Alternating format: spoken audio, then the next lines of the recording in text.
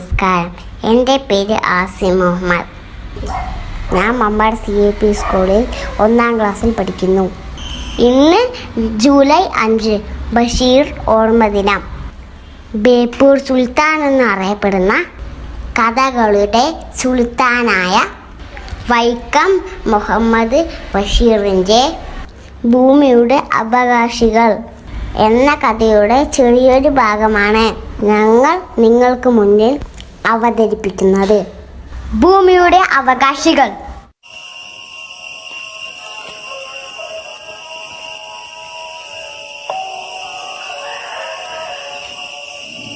നിങ്ങളിവിടെ പാട്ടും കേട്ടിരുന്നോളൂ. എന്താ? വീട്ടിന്റെ മേൽക്കൂര മുഴുവൻ ചിതറിൽ നശിക്കാണെന്ന് അറിയാമല്ലോ. ഓടിറക്കി പട്ടിക തേച്ച് ഓടിയെടുക്കേണ്ടേ? വേണം. അതെന്താ?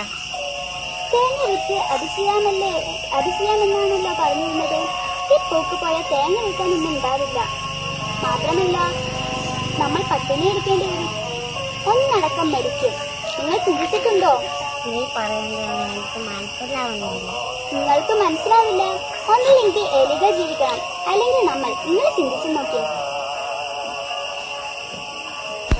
ദൈവം തമ്പുരാനെ, മനുഷ്യൻ ജീവിക്കാൻ വേണ്ടി എലികളിനെയൊക്കെ നശിപ്പിക്കണമല്ലോ.